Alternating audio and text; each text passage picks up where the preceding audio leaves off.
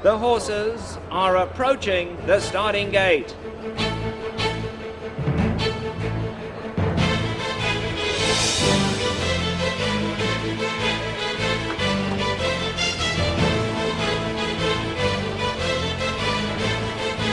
Two to win on the 7th.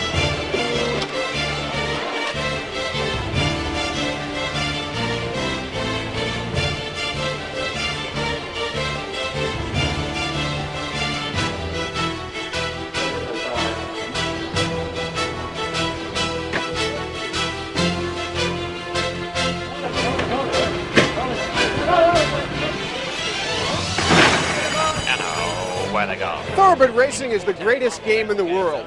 It's not just the majesty of the horses or the athleticism of the riders. No, this is a participation sport. These people are involved. Their money has been bet, and they can't wait to see if they've won or lost, if they're right or whether they're wrong. And that's why we're here, to give you a better understanding of the information that's available and give you a few new ideas to help you make an educated selection.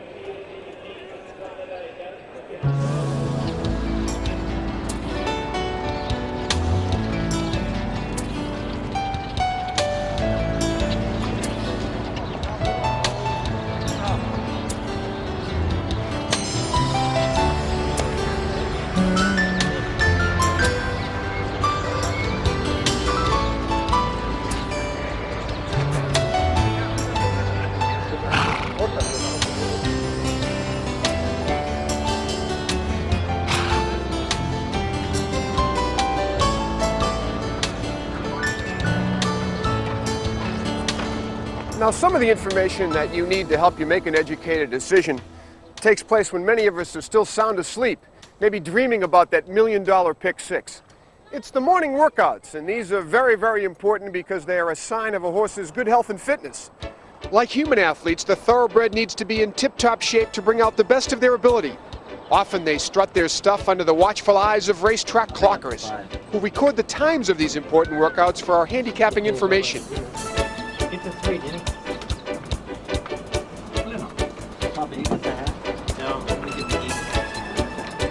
It is also important that they properly identify each of these horses to ensure the accuracy of the workout information. Thoroughbred handicapping is a game of information, and the workout data is a big part of it.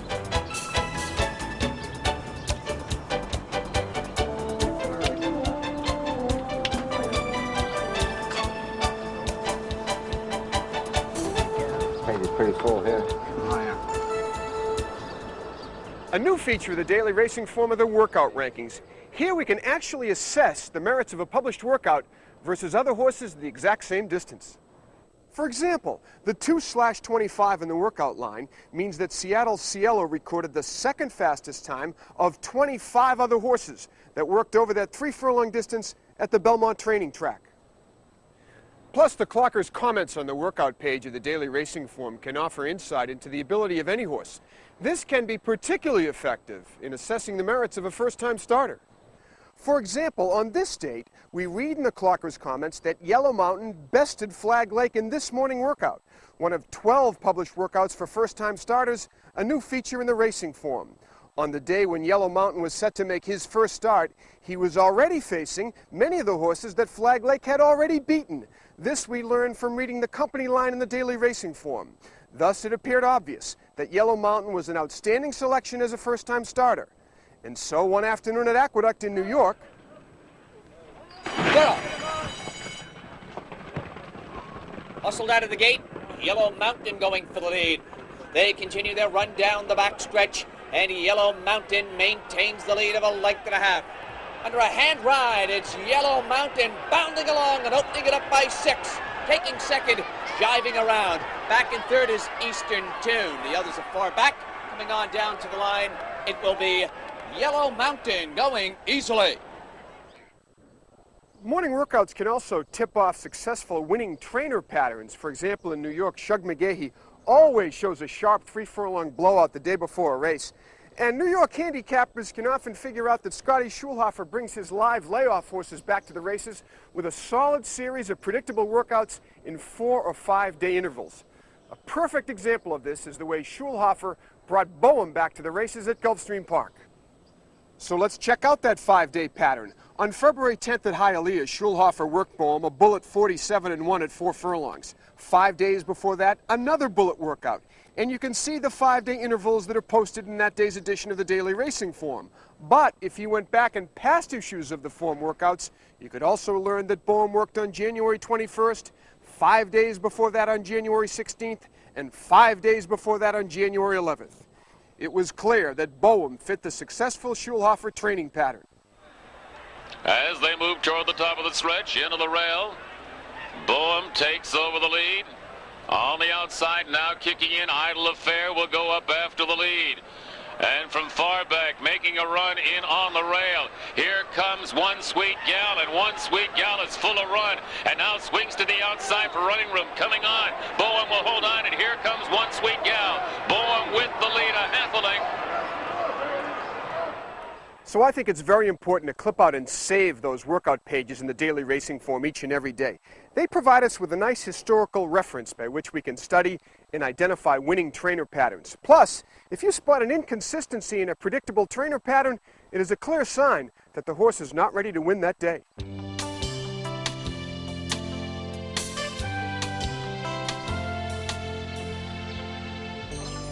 So while the information we gather in the morning workouts is very, very important, as post time approaches, the paddock is the place we want to be. This is our chance to get a look at these horses up close and personal firsthand. And if you look in the trainer statistics in Southern California or the claimed from lines in the Daily Racing Form, you'll find the name of Bob Hess. He's one of Southern California's leading conditioners. Bob, how are you? Good, Bob. I know you claim a lot of horses off appearance, so obviously I suspect you think it's very, very important. Highly important. Like you said, whether we're claiming or handicapping, appearance to me is almost the bottom line. If they don't look good, they won't run well. All right, for fans who might not be familiar with appearance handicapping, from a positive viewpoint, what should they be looking for? From a positive aspect, I'd say you want your horse to come into the paddock on his toes, bouncing almost like Muhammad Ali coming into the ring for the first time, ready to run, ready to fight, and ready to win that race. Of course, I suppose if there's a plus side, there has to be a negative as well. How about a few tips on things to avoid? I would try to avoid a horse that's all washed out, all sweaty, a nervous horse. Definitely stay away from those horses. In possibility, I'd also try to avoid a horse with bandages for the first time, especially front bandages. Well, front bandage information is now available in the new Daily Racing Form. It's a statistical little piece of information that I think that you believe is very, very important. From both angles, claiming or handicapping, I think that first-time bandage information would be critical. So you'd encourage any fan that comes to the racetrack to maybe spend a few moments in the paddock, particularly if they're unsure of making their final selection, and maybe push them over the top. Oh, if you have two equal horses, I definitely go with that horse that's on his toes, looking good, sharp, ready to go to the war and kick some butt, but not too nervous or too washed out. I see the horses are being saddled for this race. I know you've got one in here, Bob. Good luck. Thank you very much, Bob. All right, that's Bob Hess, and I suppose if Mr. Hess can claim a horse off appearance, you might think of handicapping off this angle as well. But appearance handicapping can only be effective at the racetrack. As you may know, we've entered a new era, simulcasting. And I'm here at the Las Vegas Hilton Race and Sports Superbook, when on any given day, any number of satellite signals are brought in from around the country. You may be experiencing this as well at your home tracks. So what do? Well, the only information we have available to us is the sights and sounds from the television screen and the important information in the Daily Racing Form for which to make our bets. Trifecta part wheel 3 with 247 with 12457 for $20.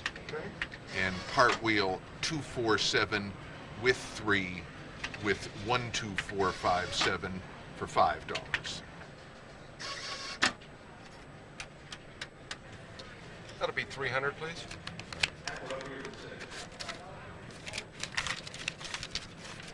Good luck. Post time in 5 minutes. I've seen Speed Figures guru Andy Beyer bet his multiple combinations at every racetrack in the country, so why should meeting him here at the Las Vegas Hilton be any different? Andy, the subject Speed Figures, what are they and why are they important? Well, in any kind of a race, whether it's the Olympics or the Indy 500 or a horse race, the speed of the competitors is of tremendous importance. Our speed figures in the racing form take into account the condition of the track that horses have run over, the distance, and tell you in one number how fast a horse has run and who is faster than who. Of course, simulcasting is getting bigger and bigger. People are here at locations like the Las Vegas, Hilton, all over the country. How can people use your speed figures to best serve their simulcasting needs? Well, I think this is a place where they're more crucial than anywhere else. If you're at the racetrack, you can look at the horses, you can watch the races. Here, the players at a simulcast are still in competition with the Sharpies at the racetrack, at the betting windows, and speed figures give a player away from the track at least one professional tool to work with. I know the buyer figures in the racing form, if you read them, the higher the number, the faster the race, but I know you can carry it maybe even a little farther than that. Well, Bob, in terms of using speed figures and how to do it, I mean, you could write a book on that subject. In fact, I have written a book on that subject. But very simply, when I sit down with the racing form, the first thing I do is look at the last figure of each horse and look at which one has earned the highest number in his last race. That's my point of reference for the whole race. If the top figure is an 80, I'll throw out horses who haven't approached that. If somebody else has run an 85 2 or 3 races ago, I'll take a harder look at that horse and say, can he run back to that 85 today? Of course, there are other speed figures available. Thorograph and the Ragozin sheets are popular, and I know Len Ragozin and his band developed the bounce theory, which means that if a horse runs an abnormally fast race in his last in comparison with 3 or 4 beyond that, he or she won't repeat it. I buy it. Do you? No, not fully. There's no doubt that a real stressful race can take a physical toll on a horse. But to me, if a horse runs 70, 70, 70, 90, I'm not going to throw him out the next time. I'll take a look at that 90. Maybe he earned that figure under really favorable circumstances. He's a mud horse and he caught a muddy track. But if he earned it legitimately, I'm willing to bet him right back. Well, Andy and I might disagree on the bounce theory, but we agree on one thing. If a horse has a top number and he's a square price, don't be afraid to bet him, bounce or no bounce. And now that you mentioned that, Bob, I've got one coming up right now, if you'll excuse me. All right, good luck. So then, speed figures are very, very important. In my view, they're the most important tool in handicapping, whether you're here at a simulcast outlet or at your local racetrack.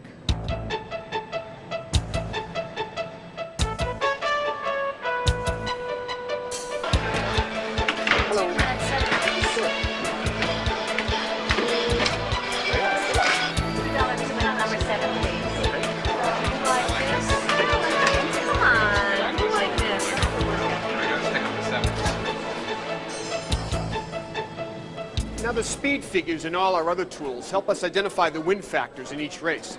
It's very, very important that you try and pick the best horse at the longest odds. Suit yourself, but I'm not a particular fan of place and show betting. To me, the risk is simply not worth the reward. Nor am I a fan of the popular 3-horse exacta box, or baseball as it's called in the West. For unless you're getting juicy odds, the 3-horse box is usually a bad bet. Let's say you wanted to box your 3 favorites in this race, numbers 1, 2, and 3. As you can see by these possible payouts, our best return would be the 2-3 combination, which would pay $24 for a $2 bet. But since a $2 perfecta or exacta box costs us $12, the $24 best case scenario payout represents only a 1-to-1 or even money return on our investment. And over the long run, you would have to hit 50% of these bets just to break even. If you want to play the exacta or perfecta box, try to get at least 3-to-1 in your money. For example, here is a $2 daily double wheel on the number 2 horse, who just paid $10 to win the first race. As you can see by the possible daily double returns, if the big favorite number 5 wins the second race, the double would pay $20, and thus only return our original $20 investment. Had we bet the $20 on the 2 horse on the first race to win at 4-to-1, we would have $100 in our pocket instead of the same 20. And you'll note that 3 other horses, numbers 1, 2, and 9, would return less than that $100. In my judgment, wheels are like playing the lottery. You bet and then you pray. Don't get me wrong, I do like exactas and daily doubles, but try and limit yourself to 3 or 4 combinations. And I absolutely love the pick 3 or daily triple, as it's called in some parts of the country. In this bet, you select 3 winners and there's only a single mutual takeout. In my opinion, it's the best bet at the racetrack. As far as the pick 6 is concerned, this is a tough bet. It takes a lot of money and a lot of luck. How do you play the pick 6? Well, identify the win factors in all the pick 6 races then figure out how much it will cost you. If you can afford it, go for it. If you can't afford it, try and find 3 or 4 of your buddies and form a syndicate. That can be a lot of fun. But in my opinion, never, ever, ever eliminate a strong win factor just to save a few bucks on the pick six, because a small $20 pick six ticket can be just as strong as a compromised $200 ticket. Notice we have used the term win factors. Simply, a win factor is any horse in the race you are handicapping that you think has a chance to win. This could be as few as 1 or 2, or in a wide open race, it could be the entire field. The fascinating part about thoroughbred handicapping is that there are literally hundreds of angles and systems that you can use. And if something's been successful for you in the past, I heartily endorse that you stay with it. But as far as I'm concerned, in my opinion, there's been several points of overemphasis in the last 5 to 10 years, and I want to share a few of those right now. One of them is track bias. You know, I get a kick out of when I go to the racetrack and they've run the first race, and the number 1 horse goes wire to wire from the rail, and 4 or 5 people run around screaming, "The rail is golden, the rail is golden." Please. To identify a track bias, wait till the end of the day. And if 8 or 9 of those races are run either on the lead or off the pace on the outside, then you have a track bias. Second point of overemphasis, off track, slop or mud. You know, the daily racing form shows us a little box with a horse's historical record of off tracks. But in my eyes, 1 out of every 5 horses love an off track, 1 out of every 5 horses hate an off track, and the others are going to run if they're in good shape and they're in the proper conditions. Now, trouble lines. We read those in the charts and in the daily racing form lines, horses that get blocked or steadied, but just because a horse has been in trouble last time doesn't necessarily mean he's a good bet today. Equipment changes. Mudcocks can be very effective at certain racetracks, but what about blinkers on and blinkers off? Well, that's a sign that a trainer has been dissatisfied with his horse. He's trying something new to get a better performance. And I'd rather bet on a horse where a trainer has a positive viewpoint rather than a negative one with blinkers on or blinkers off. Finally, what I call the blind faith kind of thing. You know, people who love to bet first-time Lasix just because of that fact, or people who love to bet leading jockeys, or people who love to bet the leading trainers. In my view, over the long haul, these will be unprofitable plays.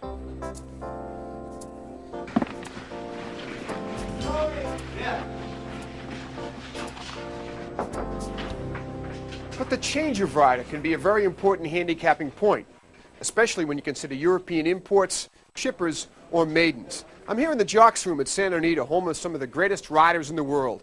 People like De La Houssaye, De Sormo, Pinkai, Stevens, the list goes on, and certainly Chris McCarron. And one day not too long ago, Chris McCarron had an interesting decision. He had ridden a horse named Supermay, a very game and consistent turf horse, but on that day he was named on Jahafil, a European. McCarron opted to ride that horse and gave his backers quite a thrill. Goes in, they're all set.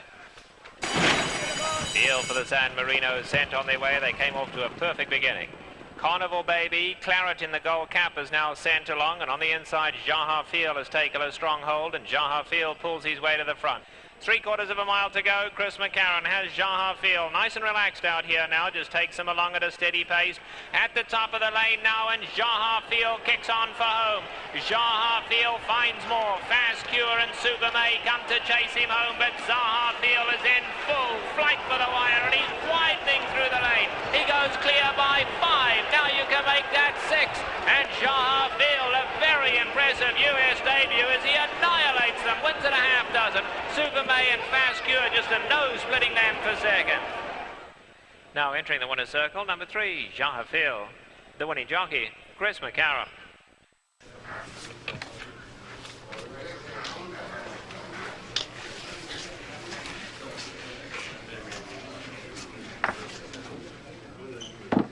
Hey, Chris. Hey, Bob, how you doing? Great ride on Jahafil. I knew that was a tough call for you that day here at Santa Anita. How did that all come about with choosing him over Supermay? Well, last year, Sandy Schulman, the trainer of Jahafil, went over to Europe and bought a bunch of horses out of a sale over there. And a couple months ago, he went to my agent, Scott McClellan, and told him that he's got one that he thought he could really run, to keep an eye on him. And Scotty was watching the workouts and everything, and when he got closer to a race, Sandy asked us for the call. Is this a fail-safe system? Is this something that handicappers should be looking for? Well, you know better than I do. There's no such thing as a fail-safe system, but it's a pretty good tip-off when you see a top rider, riding a horse that's a new face. What about the jockeys in general, Chris? I know a lot of handicappers wonder about their value. What's your own take on the subject? Well, it makes a great deal of difference what rider is riding the horse, especially when you are dealing with a new face, because if you're dealing with a first-time starter or a first-time horse in this country, that can be a real tip-off to the handicappers that the horse has got to have some ability to have a top rider on him. And in a scenario where you have two horses that are about the same ability and you maybe have a top 5 rider versus maybe a guy who's not in the top of the standings, could that be a little push for a handicapper? Absolutely, sure. That could be your final tip-off. If you're caught between two horses and you like one rider better than another, or if you see that the rider is jumping off one in favor of a new face, that could be a real big tip-off. Well, I know you got a hot first-timer coming up, so good luck. Let's hope he runs as fast as Jaha Field. Thanks a lot, Bob. Okay.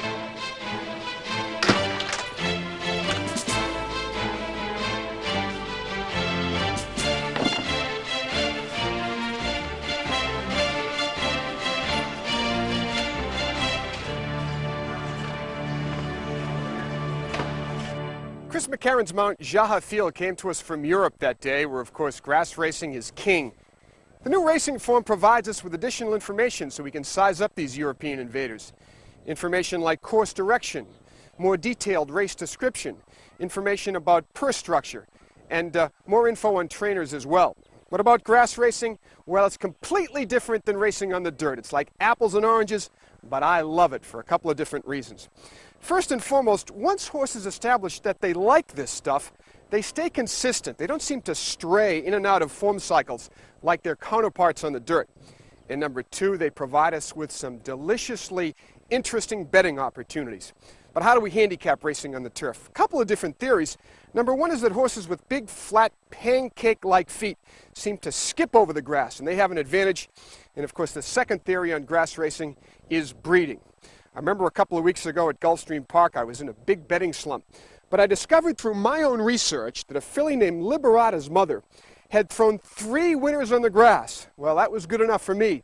I bet Liberata that day, first time on the grass, and she paid a juicy $72. Up on the far outside now, Kate's Dilemma kicking in 3 wide, and now Surge is up after the leader, and from way back, Liberata is closing ground. Liberata under a full head of steam and getting through between horses. Future Starlet through the stretch on the outside. Liberata coming on. Kate's Dilemma battles alongside, and Liberata storms up to get the lead. Well, I'll be the first to admit $72 scores like Liberata don't come along every day. But I'm here on the lush Santa Anita turf course with the columnist for the Daily Racing Form on bloodlines and breeding expert Ed Fontaine. And Ed, how about the importance of breeding in turf racing? Bob, when I handicap a turf race, the first thing I look for is a good turf pedigree. The Daily Racing Form, it gives you the sire, the dam sire, and we've added the sire of the sire. Chances are that if any of them ran well on grass themselves, or if they come from a family that's run well on grass, their offspring will like it too. What about handicappers that don't know that information? Where can they get some good, solid information about grass breeding? You see, that's why it's important to read the articles in the Racing Form, not just look at the past performances. We have articles on all the races. We have columns from all over the country on breeding. We have the closer looks, and we have the handicappers analysis. And all our writers and handicappers do their homework, and they can come up with a tidbit of information that can help you cash a ticket. Yeah, like that Liberata ticket that I caught at Gulfstream. That closer look is, I know, available in most of the major markets, and I read it every once in a while, and that tips me off to some good, juicy grass information every once in a while. Well, we have a pretty extensive breeding library in all our offices, and the closer look writers will delve into them when they see a first-time starter on grass. And if they see something there, they'll let you know about it. Well, I know we've got a race coming up in about an hour that has 5 first-time starters on the grass. So I'll tell you what I want you to do. I want you to do a little research for me, and I'll see you at the windows. How's that? Okay, bring some money. No problem. All right, Ed Fontaine of the Daily Racing Form. You know, another feature of the form is the European time form ratings. Again, that's a numerical evaluation of the horses that come to us from Europe, particularly England. And here's the way it works. If you see a horse that's rated from 120 or higher, well, that horse is eligible to compete in any top-level grass race, including the Breeders' Cup. If they're rated from between 100 to 120, they'll be competitive in any allowance event. And I'd stay away from anything with a rating under 100. But keep one very important point in mind when you're analyzing European invaders. That is, if they fail to run credibly in their first start, chances are they haven't acclimated to the North American climate. And I'd wait until they show a good race before you get interested. Racing form. Get your daily racing form here. How you doing Take one. today? There you go. Good luck today. Have fun. Racing form here. Get your racing form. Get your racing form. How you doing today, sir? There you go. Good luck there, sir. Racing. Thank you very much. You know, the racing form has been the primary source of information to horse players for many years. In addition to the new European time form ratings, there are several new features I think you'll find very beneficial. The performance at track and distance lines serves two obvious purposes. For example, in today's distance race, a seasoned horse shows only 10 sprints in his past performance lines, and you want to find out how he's fared at today's longer distance. The expanded class codes also help us see a subtle drop in class. Before, you might not be able to identify the specific conditions of an allowance race. You might not have been familiar with each track's purse structure. Now there's no more guesswork. The form will list the precise conditions of every race, and the form will also be providing extra fractional times. Additionally, fans can still get the regular racing form features like the trainer and jockey statistics and standings, and the designation of the 45-day or more layoff line in a horse's past performance. And of course, the form gives you great insight into the racing game with their regular columns and feature stories led by legendary executive columnist Joe Hirsch. Alongside of him, but Cool Chili's got a lot left, and he kicks on foul. Now gets the backhander and goes on foul. Power stride, 2.5 classic, 1.5 valued 5. Iron Peak a half. Sandy Kane's coming late for second. 6, Wild and Cool 7, and Bifurcate. Cool Chili 2, classic 1.5, Power Stride 1.5, valued 6. Some call it 2, Iron Peak 10, Wild and Cool 7, and Bifurcate. Behind me is Jack Wilson, supervisor of the Daily Racing Form chart callers. Along with his assistant, they provide us with the accurate information that you see in the charts of the Daily Racing Form. It's very important that you clip out and save these charts each and every day, for they help us identify the key race theory. Any past race that produces 3 or more winners of their next start can be called a key race. To help us identify that key race, we must mark and update those charts we have saved every day. Take a few minutes to note the winners of each race. This is how we do it. First race at Santa Anita, we see that Master Order graduated from the first race on March 12th. So we go back in our files and find the March 12th charts, find Master Order, and put a little W next to his name. So then we go back to the original day, and we see in the second race, Drifting Cowboy was a first-time starter. Don't have to worry about him. And then in the third race, Mysterioso came to us from England. We don't have to worry about him. But in the fourth race, Glamorous Greek, he won the fourth on February 25th. So again, we go back to our charts on February 25th, the fourth race, and put a little W next to Glamorous Greek.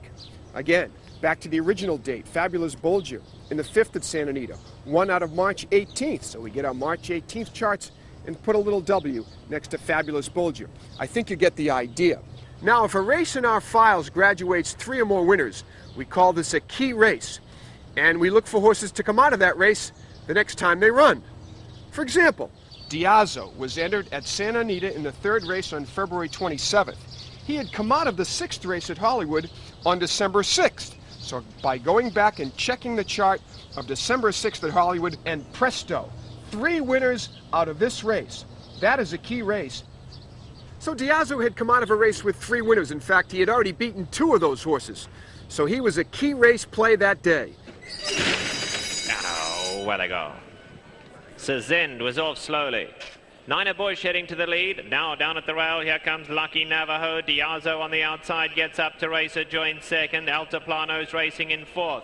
They get to the top of the lane, down at the rail, Lucky Navajo, but it's Diazo who kicks on for home, and Torrelay coming on gamely in 3rd. They head for home, Diazo on the outside, down at the rail is Lucky Navajo, Torrelay not quite making up enough ground, and Diazo kicking on for home. Diazo has the better of Lucky Navajo now, and he's starting to pull clear in the final 80, and it's Diazo going on to win it. Diazo pulls away to beat Lucky Navajo.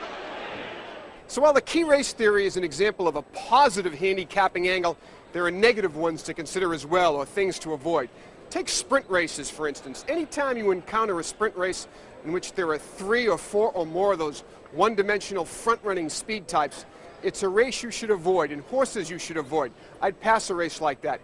If, on the other hand, you get that one-speed horse, that's a golden opportunity, particularly at a distance, because believe it or not, the longer the race, the more dangerous is the front speed.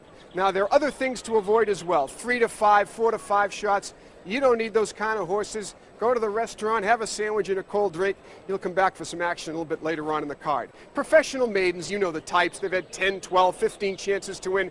Throw them out as well. And finally, sucker horses or hangers or herders. They're horses that if you look in their past performance of the daily racing form, these horses show more seconds and thirds than they do wins. They're horses to avoid, and you can identify these kind of horses by checking out their beaten lengths in their last 2 calls in the racing form past performance. If the last beaten length is more than the previous beaten length, that's a sign of a sucker horse or a hanger. Those are horses you absolutely want to avoid. At the top of the lane, and Ali Danan has gone well clear now. Ali Danan leads it by 6 lengths.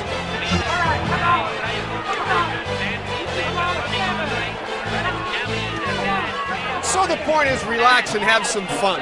Thoroughbred racing is the greatest game in the world, and I think you'll get a bigger kick if you pick your own winners. Doesn't matter whether you bet $2, $200, or $20,000. The sharpest experts in this game are only right 1 out of 3 times. With a little bit of luck, you can be right as well.